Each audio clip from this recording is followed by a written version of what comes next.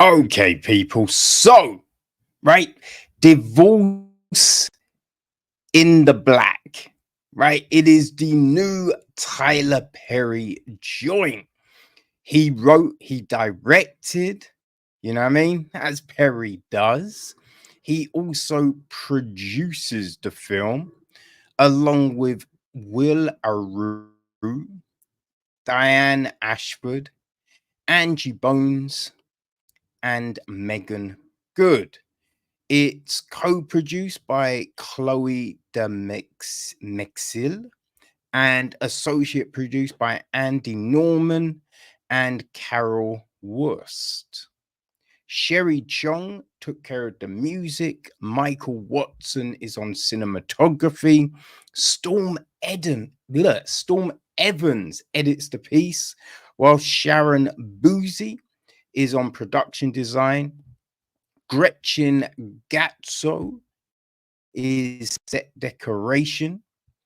You know what I mean? Our cast.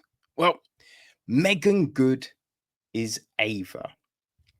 Right? Her dad, the preacher, is Clarence. He's played by Richard Lawson. Her mum, Jean, is played by Debbie Morgan. We then have Dallas, right? Her husband, played by Cory Hardrict. Um, hmm, who is so Dallas's mum is Linda, played by Ursula O. Robinson.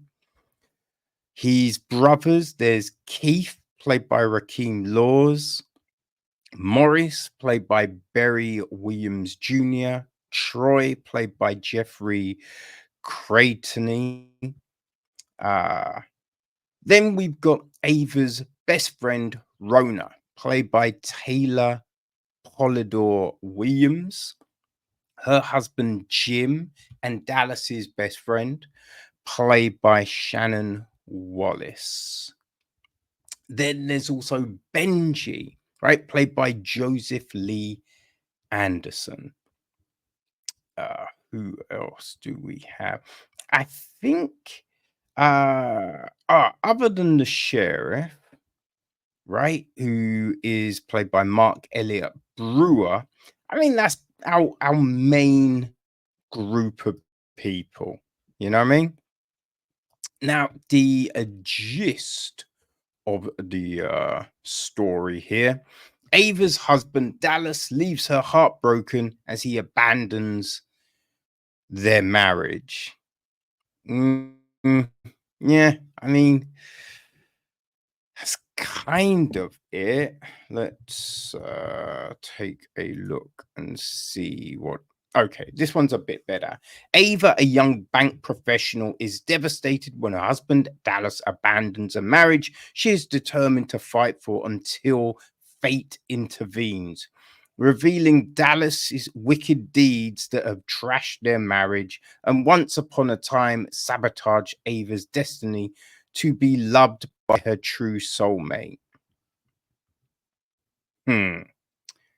I mean, yeah, I don't know. I don't know about that. But anyway, this is it, right? Now, I think this is the second Tyler Perry film I've actually got the chance to watch. Maya Copa, right? Which we looked at a few months back. And you know what I felt of that one. This one, I mean, it's similar, though I think the story makes even less sense, right? As we get the I think you learn throughout the film in the breadcrumbs that are dropped that Ava and Dallas have been married for close to 20 years, right? There is nothing that kind of shows why they got married. You know, you're kind of scratching your head that everything we learn about Dallas and see the way he treats her, you're just like, what? Why are they getting married? Right now, there is this whole thing, her dad's the preacher, so Ava's like, "Oh, I always believed you have to fight for a marriage. That's what you like, mom, that's what you taught me." But it's just like, okay, yes, you if you have an argument, you don't just throw it all away, right? But we learn that he beats her, he spits on her. I mean, that is, what I mean? Like, you call it quit. Like, that's just, come on now. That can't happen. How long do you put up with that kind of shit? It's baffling. It's baffling, right? But as well as we don't really see any chemistry between Dallas and Ava, it's hard to see a lot of chemistry between anyone in the film.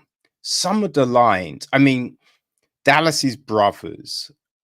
Oh, I mean, like, look, they're all very one-dimensional. Those characters are not built up in any way. So it isn't surprising that when they deliver lines, it is always so wooden, it's insanity, right? You could build a barn with how wooden. Oh, those lines are dropped, right? And there's just so much here where you're just like, What is actually going on? Right? What is happening here?"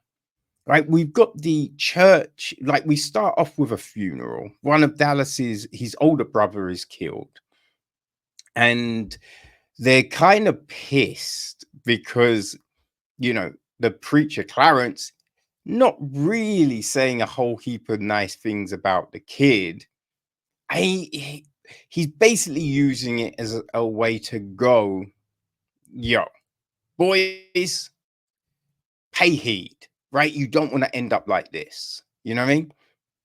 And there's a lot of heat, right? And the way it all goes, you're just kind of like, what is happening here? What is happening here?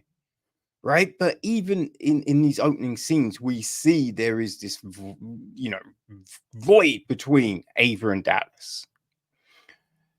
So everything goes to hell on that front, right? Now, this film is just over 2 hours, and we're watching this film, and it's just like, this film did not need to be that long. This film did not lead to, because we just have these crazy scenes on crazy scenes that don't really make any sense and don't do anything extra for the story. Right? We see Dallas acting crazy, and you kind of think, like, banks and supermarkets, a lot of times there's security guards, especially banks, right? There's security guards. So if someone's acting a certain way, the security guards would come. There are no security guards anywhere to be seen here. And you're just like, wait, how can certain things happen and nothing, right? There's nothing there, which is just like, huh? Wait, what? This is some craziness, right? It was very weird. You have this kind of like, you know what someone's gonna do, right? You know what their family are like, but you go there on your own, which is weird. We get break-ins to houses, and it's just like, wait, but how did he break in? Right? If nothing's broken, how does someone break in like that? You know? And then all noise isn't gonna wake someone up. Like, when there's all this shouting and all, like, someone's not getting woken. There's just these weird things. We see a terrible rear naked choke. I mean, it's not good. Like, you're just like, that's terrible technique. Uh, and then it's just the weird love situations that get put here. Now, I think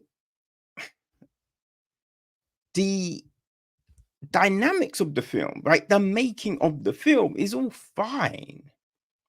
The lighting, the shots, all of this kind of thing, it's fine, right? It's not groundbreaking, but it's perfunctory. It works. It's just the script that is just a bit paper thin. Everyone is very one-dimensional. There is nothing really giving anyone depth, which is a real shame. We've got some good actors here, but just no substance, you know? It kind of, I do wonder, because we know Tyler Perry had a tough childhood, and I wonder if his views on relationships, right, has been stunted by that, right? So we're not seeing evolved characters because in his, what I mean, like makeup, everything got stunted at a certain age, right? So he's still viewing things from the lens of a child, right? I don't mean that in a disrespectful way, but what I mean is like trauma fucks you up, right? So you're only seeing things from that viewpoint, right? Because it's trying to get past that kind of thing. And I wonder because, yeah, these aren't good characters. Like there's a bit where one of the brothers is trying to talk Dallas down, right? When he tries to drive home drunk. So you kind of feel, okay, he's reasonable. But then on the flip, we see this same person do some ridiculous. So it's confusing. It is real kind of confusing here, you know? So, yeah, people, look, if you really enjoyed Maya Copa, then I think Divorce in Black will work for you. I mean, the title is very weird. Like, the title doesn't really make any sense to what this film is about, right? But it is what it is. I've seen worse films, you know, but this isn't this wasn't great. This wasn't great. I wish I could get those 2 hours, 10 minutes back. You know what I mean? People. Oh shit. It's a shame because Tyler Perry can act, right? He can act. I kind of feel it's just like let him direct, have a different writer on board. You know what I mean? Or producer, he can't produce, right? Someone else controlling elements so you can rein it in, you can perfect the script, all of those kind of things, you know? But it is what it is, people. Divorce in the Black. You can watch it on Amazon Prime.